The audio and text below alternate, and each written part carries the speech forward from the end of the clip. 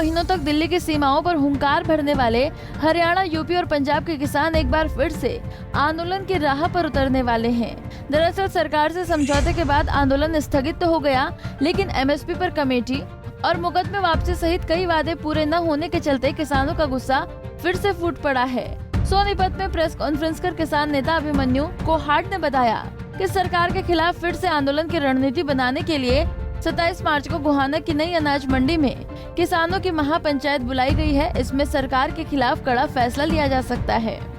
27 तारीख को, जो ये 27 तारीख आ रही है, 27 मार्च रविवार के दिन गोहाना की नई अनाज मंडी जो जींद रोड पे स्थित है, वहाँ पे एक किसान महापंचायत का आयोजन किया जा रहा है।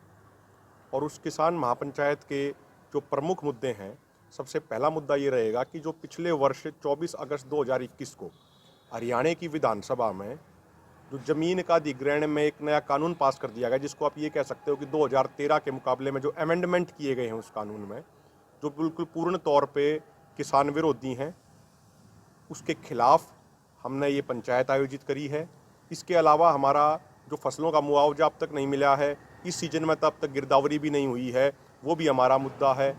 जो इकबालपुर शुगर मिल में हरियाणा के किसानों का पिछले 5 साल से पेमेंट फंसी हुई है, वो पेमेंट उसकी मिले, वो भी एक हमारा मुद्दा है, जल्द से जल्द मिले। भाई जिन जिन गाँवों में जल भराव की समस्या है, वहाँ पे जल निकासी की व्यवस्था होनी चाहिए।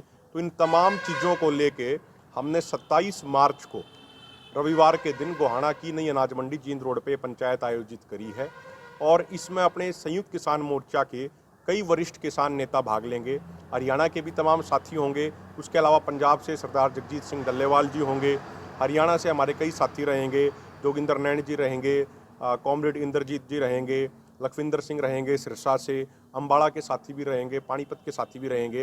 यानी तमाम वो साथी जो पूर्ण तौर पे गैर राजनीतिक विचार के साथ आंदोलन लड़ रहे हैं और आगे भी आंदोलन लड़ना चाहते हैं, हमने उनको सबको आमंत्रित किया है। और तमाम गाँवों में हमने लगभग पिछले 20 दिनों से ड्यूटी लगा रखी है अपनी टीमों की।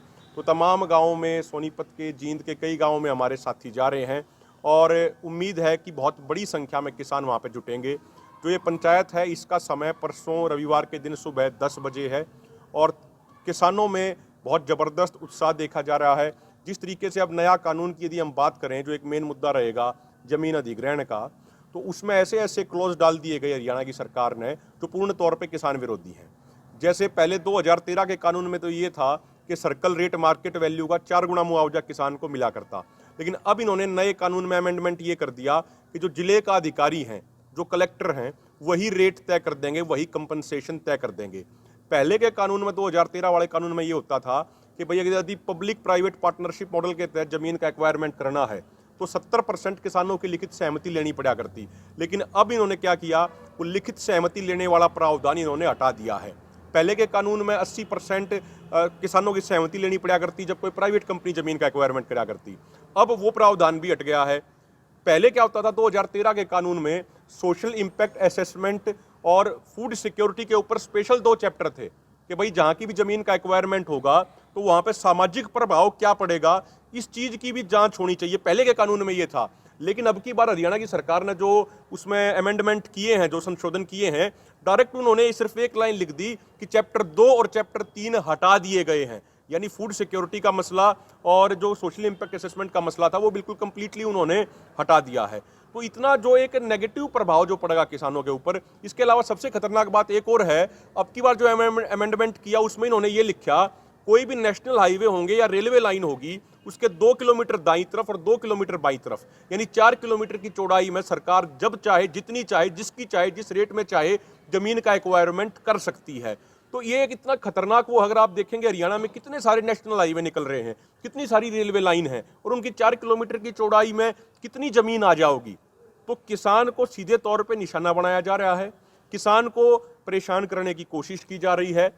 तो मैं ये सरकार को हम ये चेतावनी देना चाहते हैं आपके माध्यम से भी कि जब 5 जून 2020 को 3 कृषि कानून आए थे और तमाम संगठनों ने, उनकी टीम ने गांव-गांव में जाके उनके ऊपर जागरूकता अभियान चलाया था, बहुत सारे पत्रकारों ने भी उस समय भी उस चीज़ को कवर किया था। इसी तरीके से पिछले 2 महीने से हम लगातार इस जमीन अधिग्रहण के जो ये नया कानून है एक तरीके का, इसके ऊपर हम जागरूकता अभियान चला रहे हैं और धीरे धीरे इस पे एक बहुत बड़ा आंदोलन खड़ा होगा। बता दें कि किसानों की इस महापंचायत में सरकार की वादा खिलाफी पर जहां विरोध की रणनीति बनाई जाएगी, तो वहीं अभिमन्यु कोहाड़ का कहना है कि सरकार ने 2013 के भूमि अधिग्रहण बिल में पिछले साल फेरबदल कर दिया है, जिसमें किसानों की भूमि अधिग्रहण पर अब सहमति नहीं ली जा रही है, जिसके खिलाफ भी हम सरकार के खिलाफ मोर्चा खोलने जा रहे हैं। सोनीपत से सनी मलिक, पंजाब केसरी टीवी। हमसे जुड़े रहने के लिए हमारे YouTube चैनल को सब्सक्राइब करें और नई वीडियो की नोटिफिकेशन के लिए बेल आइकॉन को दबाएं। अगर आप ये वीडियो Facebook पर देख रहे हैं तो लाइक जरूर करें और ज्यादा से ज्यादा शेयर करें। धन्यवाद।